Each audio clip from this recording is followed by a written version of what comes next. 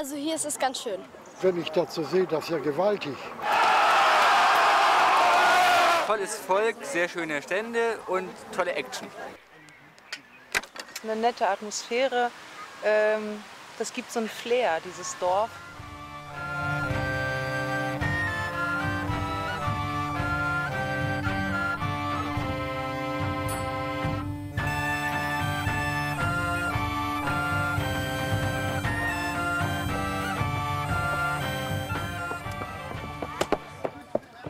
Hjertelig velkommen til Oldenburger Vallmuseum.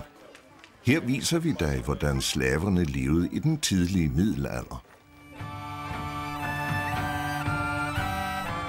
Museet tilbyder hvert år en lang række arrangementer, som tiltrækker tusindvis af besøgende. Fisk fra Danmark! I sommerhalvåret er der næsten hver weekend middelalderlige aktivitetsdage for små og store børn. På kornets dag kan man for eksempel lære, hvordan kornet bliver tærsket ud af akserne. Die Spreu vom Weizen trennen. So war das im Mittelalter. Og børnene kan så røre dej af melet og ælte den og bage deres egne små brød, som de er stolte af. Ich habe das gemacht.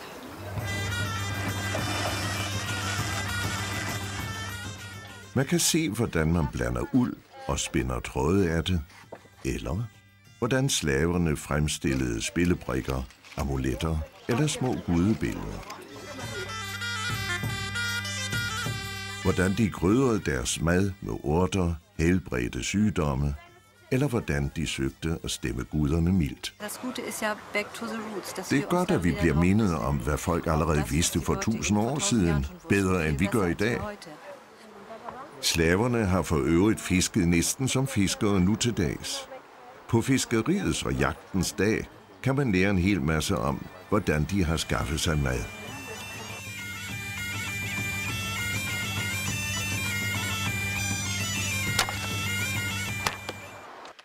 De var gode til at håndtere bue og pil. Og de havde simpelthen alt, hvad der var nødvendigt for en udbytterig fiskefangst. For dem var fisk nemlig den vigtigste proteinkilde. Fiskeriet var i hvert fald lige så vigtigt for slaverne som for friserne eller skandinavierne.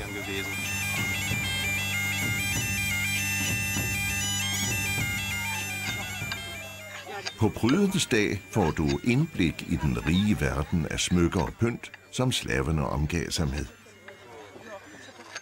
Man kan iagttage, hvordan perler bliver drejet og bånd bliver vævet, og hvordan der kan udformes alle mulige kunstfulde genstande af knogler, takker eller horn.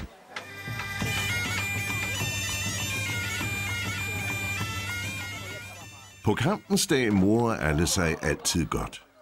Mod et middelalderligt skjold har man ikke mange chancer. Men undtagelser bekræfter reglen. Ganz schön anstrengend. De slaviske vovehalse viser på denne dag, hvordan der blev kæmpet og med hvilke våben.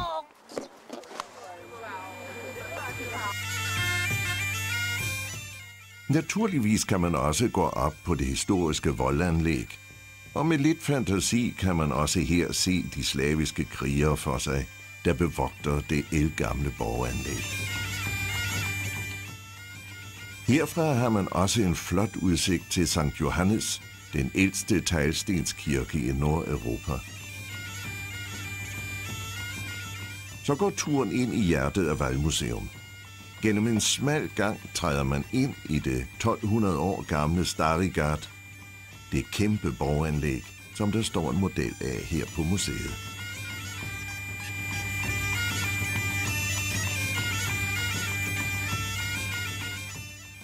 I centrum af slavernes borg, fyrsten. En mægtig mand, velhavende, indflydelsesrig og tillige dommer.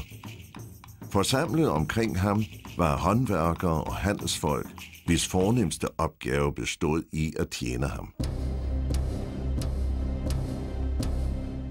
Højstående kvinder, der var i nær slægt med fyrsten, blev efter deres død kørt højtideligt til begravelsen i en vogn af træ som denne, og de blev begravet i vognkassen.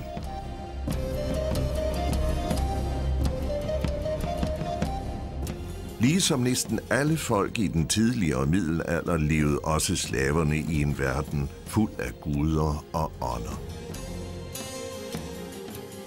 Allerede tidligt lærte de slaviske fyrster kristendommen at kende ved hofferne i det tyske rige, og de overtager den nye religion.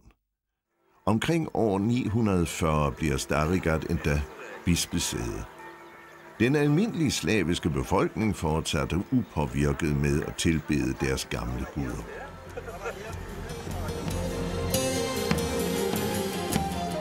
Men da de så oven i købet skulle betale tribut til biskoppen, var det alligevel slut med løjerne for befolkningen.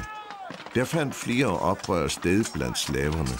Kirken, der er opført i borgen, blev ødelagt, og man bygger på samme sted en kultpæl med flere hoveder. Naturligvis kan man også selv deltage aktivt på museet.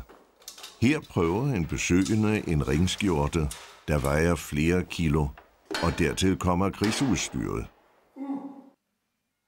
Med hvilke skibe slaverne transporterede deres varer lige til Orientens grænser, og hvilke håndværkere, der arbejdede på borgen, det er alt sammen levende dokumenteret på museet. Overklassen i Starigard fordrev tiden med flotte brætspil og pyntede sig med tindingeringe og andre værdifulde smykker.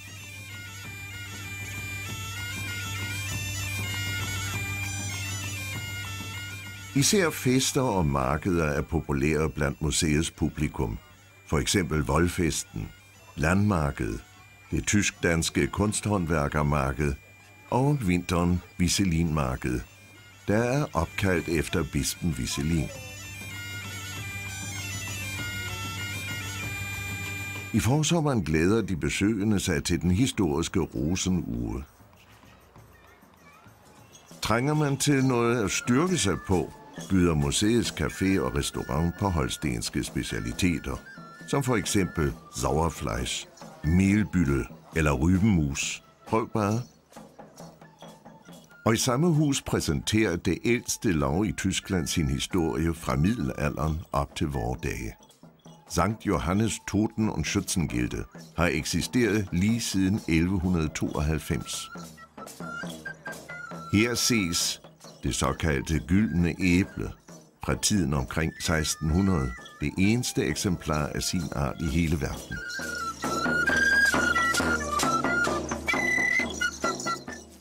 Men den helt store publikumsmagnet, og måske endda årets højdepunkt, er de slaviske dage i Starigard Oldenburg.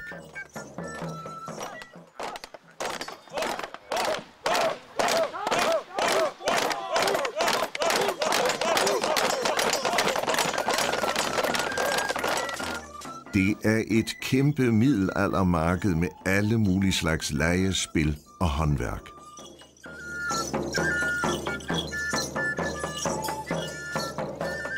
Ich bin direkt begeistert.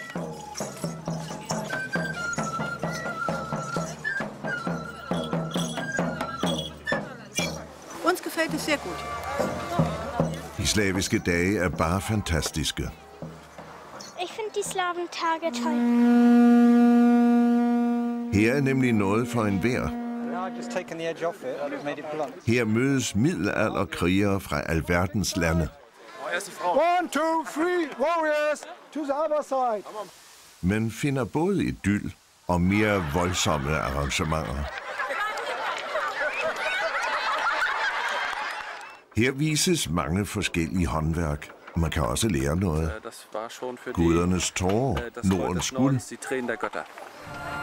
Og her er altid masser af sjov og lege. Det hører alt sammen med til Starigard.